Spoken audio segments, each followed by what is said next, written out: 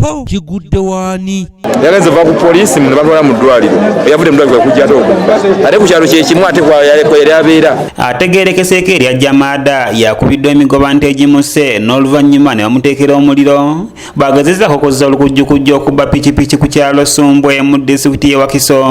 Bw'asangibwa nga abadde yazaalibwa ku kyalo kiba kizibu nnyo oluusi kubanga alekerawo obubbi kubanga abagamba nti ndi mwana wa gundi bajja kunzita. Omukozi mu paakingi eno Jamaada wabadde agenze okubba pikipiki atunnyonnyodde embeera nga bw'ebadde nkya ya leero. Azenge yaleese era neyeekaliza ddala n'agamba nti neyaleesewo waleese piki n'agamba piki eyo nange engeri wenkimanyimu nanjagala omukwatamu nayagala obwangu ekiteekamu ku maanyi.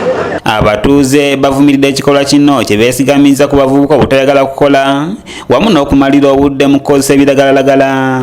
Twagala kukola kyonaffe abavubuka ate nekira tunyooma nnyo emirimu nzikuba nkusuubi tunyooma nnyo emirimu tetwagala kukola tusanga munno ng'akola. Omulenzi oyo yabadde mubbi yabba ku Sande yali abbye kasawo yamutwala ku poliisi akomyewo leero nga banoonya ppiki mwana wa ku kyalo badde balina mutta yani bamuyita Jamaada. Mu mbeera eno waliwo omuvubuka atunnyonnyodde nti Jamaada n'abakabinja ke bamubbako pikipiki egyo buvuddeko oluvannyuma lw'okumukubeera nga yasigala pooca na bisago. Nyini mu Desemba ennaku z'omwezi 27 abasajja batuusa embeera yennyini ey'okufa era bankuba nnyo ne bantuga ne bakola buli mbeera yonna eneesoboka nkole ki nfe Mukama nankuuma nembeera mulamu era batuyeebulenga yennyini eyanyamba nenvugako nentwala paka Mulago. Ono atubuulidde engeri gye bamusendasenda okumutuusa kumpi okumuttira eyo.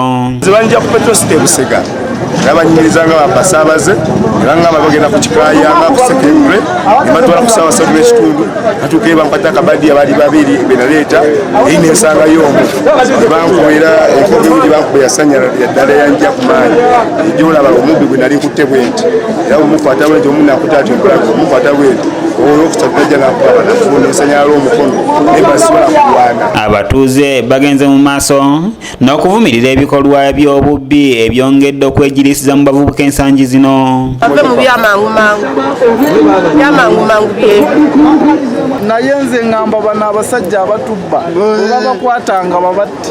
Yoze twamukwata wali ne tumutaasa ng'akubye omukazi akasimu afande abeera bafande baaliwo ntugane tumuvuga ku mapiki tumutwala kyamayanga tumutwale. Kabanda Charles ngono ye ssentebe w'Essumbwe akkaatiriza ng'omuvubuka ono bw'abadde omubbi w'ebbaluwa era ng'abadde akwatibwa enfunda eziwerako kyokka n'akubwamu katono.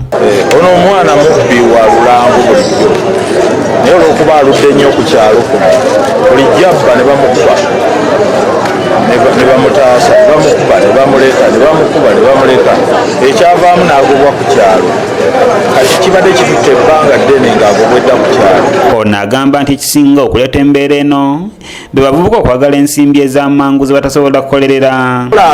Esente ez'amangu ku liitiriiti ekyo ekivaako obulwadde bwonna. Poliisi weetuukidde mu kifo kino nga mpaawo kyesobola kutaasa wabula bajjewo omulambo ne gutwalibwa e Mulago nga bagenda mu maaso n'okunoonyereza ku nsonga eno. Ngolooza asobola n'okuyimirira ng'atetera buteteza naye neewuunya okuba nga ssaawa eno eraba mu kuttabba.